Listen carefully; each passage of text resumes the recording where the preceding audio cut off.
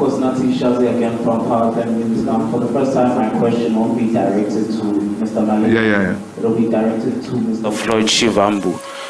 Mr. Deputy President, my question for you is, I just wanted to find out, is there life for the EFF after Malema? And this question is not an indictment to the current leader of the EFF. Mr. Malema is often a very good leader, you know, he's very persuasive and he's done his duty as a leader to grow the party. But my question is, you know, you're often touted as the next CIC in waiting, you're touted as the brains of the organization, and you're heading into the third elections, and growth is vital for the party to remain strong. But my question is, will the EFF be able to survive without Malema at the helm? And take the organization forward, because even with the successful rally that you guys hosted, the thing that remains in people's minds is Malema. It's always Malema and not the organization. So my question, Mr. Floyd Shivambu, do you see the EFF surviving without Malema in the long run? Thank you very much. Hi, Thomas Okolo again from Eyewitness News. So just a matter of clarity for me, that's all. In the tweet that the EFF released as a statement, I think there was over 400, about 430 of the public representatives who didn't get transport. But I believe the president just said that only 210 have been recalled. So I just want to, if you can just clarify that discrepancy. Thank you.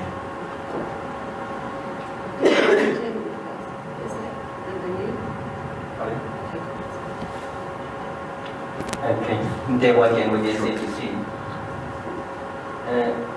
Mr. Malema, you spoke about the institutions, for instance, referring to SAP and the Public Protector's Office.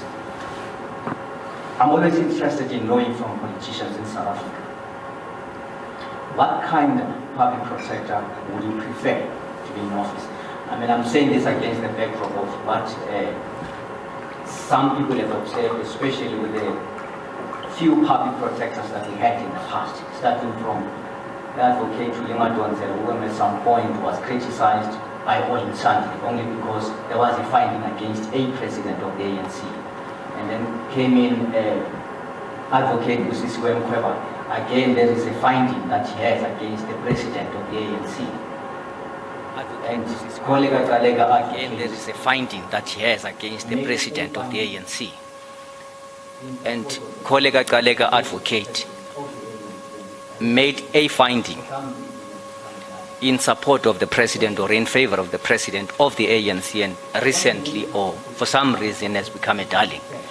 So the question is,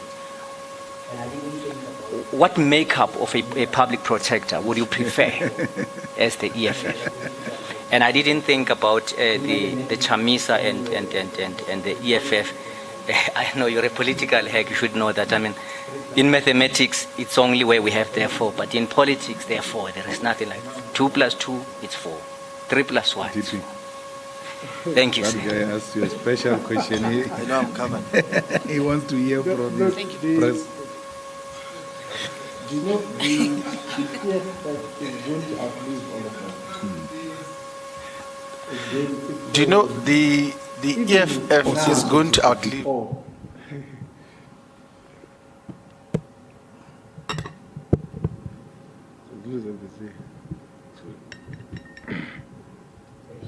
sorry. Oh, but I've got it. Thank you. Look, the economic freedom fighters is going to outlive all of us. It has gained a life of its own even now. So even what you are saying, the president is leading excellently the organization and is doing extremely very well in a very decisive, focused, and inspirational, persuasive way. But the organization is growing, like you know, this Ipsos research company generated a report which they presented to all of us to illustrate that when we participated in the first elections,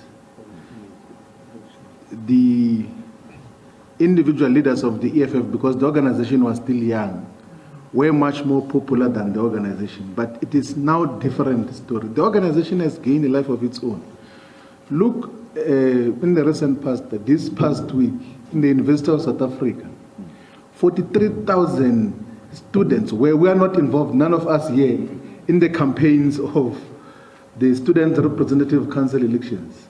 And 43,000 people voted for the EFF Student Commons without our participation. So this organization is far much bigger than all of us as individuals. And that is the organization which we founded 10 years ago, that it's an economic emancipation movement that is not just about its individual leaders. It's not a private organization. It's an organization of the people. It's an organization which we are going to bequeath to future generations to emancipate ourselves from the neo-colonial dominance of the West. And that is what this organization is all about.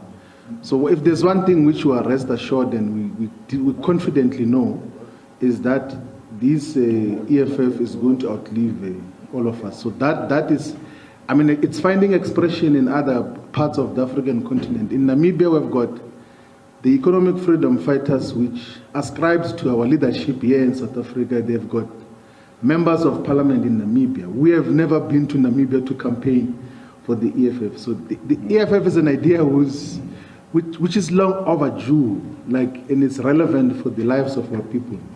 And one thing for sure, in which we are 100% convinced and we know, is that it is going to outlive all of us in terms of what happens. So that is the organization that will, it's an instrument in the hands of our people. It's a fighting weapon that will inspire many generations to come to fight for economic emancipation. Thank you very much, President. Thank you.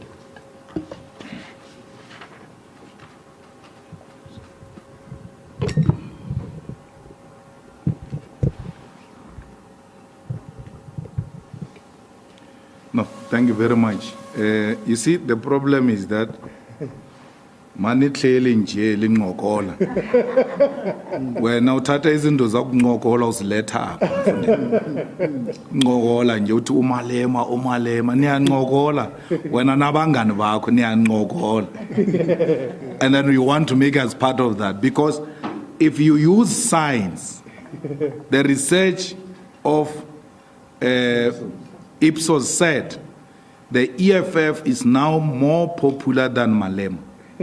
It's in the research.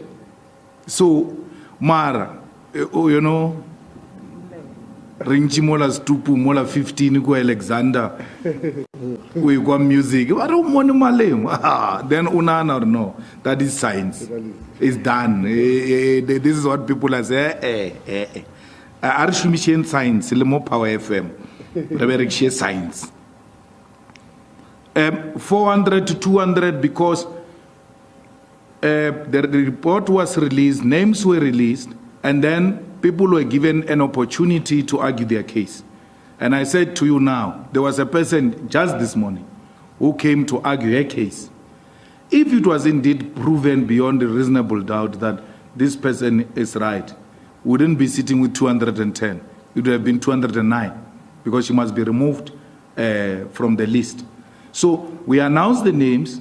You know, one of the things we found is that some of the councillors in the Eastern Cape, they have 3 months without being paid because municipalities don't have money and salaries are not paid. So such people get removed.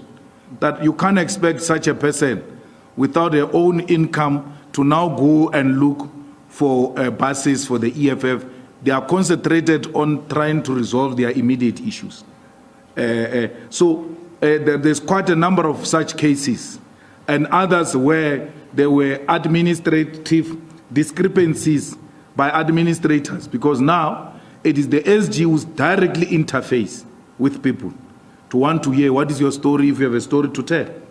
And then you make your case and then a decision is made to that effect. So that's where the number then got reduced from 400 to 210. We are likely to even have less than that, because as people are going to be receiving letters and being told you have to resign. I mean, there was a guy called Chico. Is it Chico Mkwanas? This one was saying to me, Mkwanas didn't. The whole meeting at CCT. This morning, the SG comes and says, no, Mkwanas paid a bus and paid it in April. He produced a proof here. The confusion was that they got a collective quotation of 57,000. And then he paid his portion in the 57. His bus was 12,000. So they looked at the POP of 12,000 vis-a-vis the quotation of 50,000 and said, no, this doesn't make sense. So he came and said, no, look at this. This is us. And then each one of us in this 57 pays this much, and this is my portion. Fortunately, the bus company, we used it. Then we're able to communicate with the bus company, and they said, no, that's authentic, we know that, and all of that. Then his name goes off. That's how I'm convinced this morning, because the thing with our people is that the more serious you become, they too start coming out, or our demand is just talking. Let me send my stuff. So it's not the lesser number we get, the more happier we are. We don't want this. We don't want it. That's why we kept on making all types of noises for these comrades to comply. So it doesn't, we don't rejoice in this. But there has to be mandate and accountability. We want a public protector that will just comply with the public protector's laws and not be involved in politics. There were public protectors, that's why you are starting before, starting with Tulima Donze. There were public protectors before. There was never any problem of that sort and anything of that. So Tulima Donzela made her reports were challenged in courts, and she won. And then that was it. We want a public protector that will take decisions, and those decisions must still be challenged. Whether she wins or she doesn't win, there is a recourse. But stick to the rules. Don't be political as a public protector. From where I'm sitting, in all of those interviews, there's no single one who qualifies. By just listening to all those interviews where our TG performed very well in trying to interrogate those people in the best interest of our country, nothing came out. The ANC tried. Even wabacho mungwari public protector upatela sasa beneficiaries ekaran. I don't know if the ANC did it deliberately in an attempt to make Koleka shine, but she could not shine with the understanding and interpretation of the law. She couldn't. For a young person who should, because of age, do not have a history of struggle credentials and anything of that sort, if you want to engage in that space, it is your intellectual understanding of the law which must make you look smart, and everybody should say, this is the one. So no one, if they get anyone, it will be out of Oppenheimer's instruction that this is the one we are taking. But none of those people there can get a 2/3 majority. I can tell you now. If we were to follow the line of questioning of the DA, of the EFF, of the opposition parties, none of those guys qualify to get a 2/3 majority. Look, the DA goes into its conference and declares us enemy number one. They go into their coalition things to the moon. On their way to the moon, they declare us enemy number one. When you declare people enemy number one, it means you are in war with them.